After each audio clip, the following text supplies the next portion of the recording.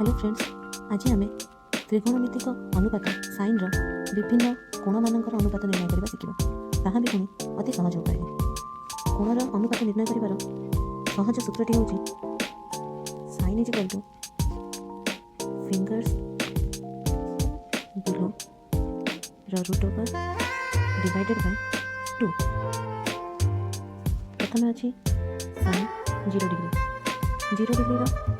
तल को आमर कौन फिंगर न 0/2 सरल कर पाइबा 0। तापर आसूँ साइन 30 डिग्री तल को गोटे आंगुठी 1/√2 डिवाइडेड बाय 2 सरल कर पाइबा 1/2।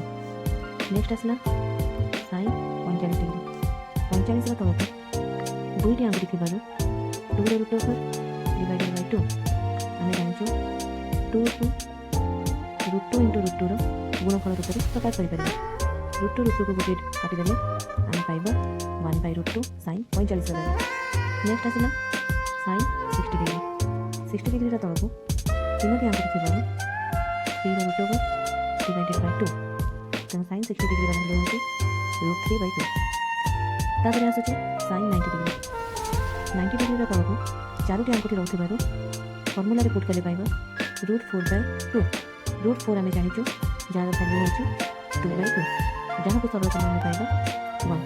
तेणु यहीपरि भाव में आम साइन विभिन्न त्रिकोणमितिक कोणर परिमाण निर्णय करें। वीडियो जब भल लगी था लाइक शेयर और सब्सक्राइब करूँ। परवर्ती वीडियो अपेक्षा करने सहित आपण मानक धन्यवाद जनाऊँ।